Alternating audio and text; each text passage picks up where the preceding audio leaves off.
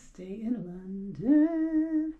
I'm going to start with an English breakfast, hopefully. It's delicious, and get to the museum. So it's my last chance to see London for a while.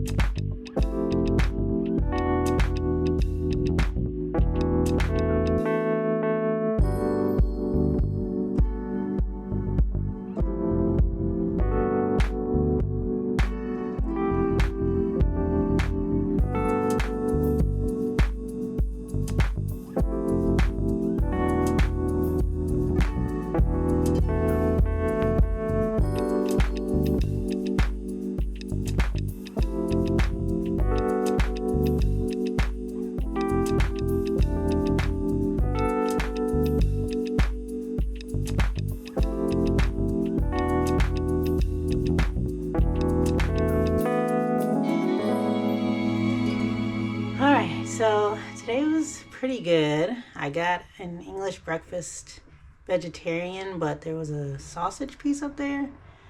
I didn't know if it was vegetarian. I didn't ask. And then the eggs were sunny side up, and I don't like those. So I didn't eat all of it, but I tried an English breakfast. Then I went to the Docklands Museum.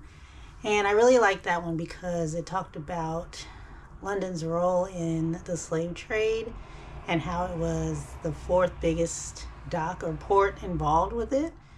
And so I haven't seen anything else around here alluding to that fact. I know maybe the amount of enslaved persons in London or in the UK weren't large, but the ships were involved, and they were involved heavily in the trade, and they relied on the movement of enslaved people and the sale and labor of them. So that was a good exhibit. I would recommend that. Then I went to Shoreditch High Street, and that is an area where there are a lot of vintage shops. I'm not a vintage person. I am a thrift person. So I'm looking for deals on quality pieces. Not quality pieces without the deals. So there were some shops that were as low as £10, and I did end up getting one dress. I'll show that in a minute, but I didn't really see anything else I liked, and the prices were a little high, especially in the more like traditional vintage with better quality clothes there. I did stop in a record store and I found 2 records. I'll show that in a minute too, so that was nice. And on the way back to the station, there was a food cart that just smelled so good, so I got a falafel wrap for £5, and I think that was a good deal.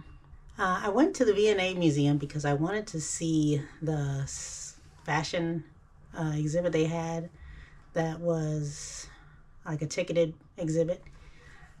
Didn't do my due diligence, did not go online to check for tickets, and I went there and they were saying they were sold out of the exhibit until May.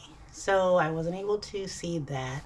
Went all the way there, and I was not interested in seeing the other permanent galleries that they had there, so I cut my trip short and I came back to the hotel.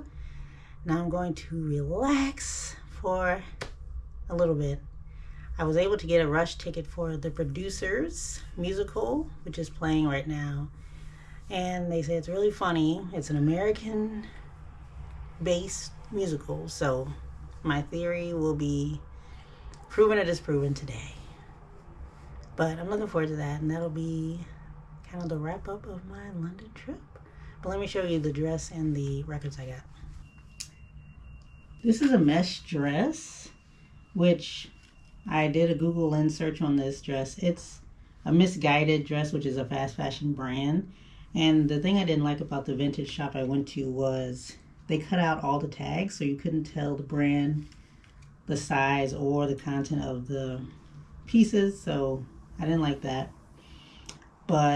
And this was selling online for like £8. They selling it for 10, but it was sold out online. So maybe they grabbed that and sold it for 10. I thought it was really cute, and I've been wanting a mesh dress, so I bought that. Then I found a Chuck Brown vinyl. Chuck Brown and the Soul Searchers. This was like the beginning kind of Go-Go, when they were still this Soul Searchers. Chuck Brown, the godfather of go-go music. So that was really cool to see it all the way over here. It says it was made in Germany, but I got it because it has Run Joe, which is a popular song that he sings. And then I found a Charlie Fox and Inez Fox. I really like their sound. I don't listen to them a lot, but to find this album, I was very excited because I think this duo makes some really good music, so happy about those. Also, I went to a newsstand in the Metro, right outside the Metro, and I was looking for the Simply Sewing magazine or any sewing magazine at all, and I was not finding anything. I saw a crocheting magazine, knitting magazine, but in, like, behind another magazine, I found, like, the only copy of Simply Sewing magazine. Now, the reason I was looking for this is because I can get the Simply Sewing magazine through my library digitally, but the digital magazines do not come with the free patterns. So I thought I would be able to find one in the UK, and I was able to find it. I looked in several different places. And finally, I found this one. This is the issue 145. I don't know if that's spring or summer. But it looks like there is a cardigan pattern, trousers pattern, and a pinafore pattern. So that was cool. And then I also picked up this cross-stitching magazine because it comes with a free kit to cross-stitch the world, and I'm a world traveler, so I picked that up, and maybe I'll get into cross-stitching. Nobody knows, but yes, found that, the only one there, so I'm happy I was able to find that.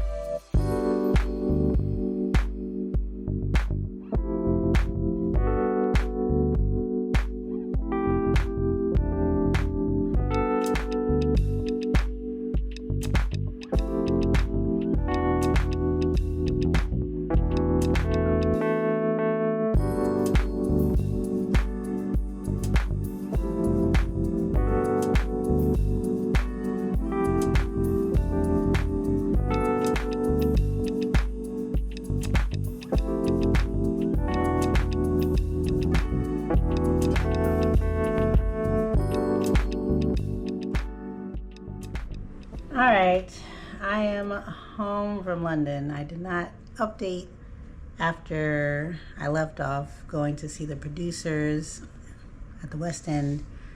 Yeah, I left at intermission. That show was not for me. It was well produced, probably as it was meant to be produced, but wasn't really feeling it. Left the show so I can get one more dinner before I left London. I ran into, very randomly, an old college classmate in the streets of London, so that was pretty cool. They were there visiting as well. Went to get Nigerian food at Enish on Oxford Street. Very tasty. And then after that, I decided just to go back to the hotel so I could pack up and get ready to go. So that was my trip to London. A lot of fun, a lot of things learned about London. So if you watched this far, thanks for checking out my London vlog.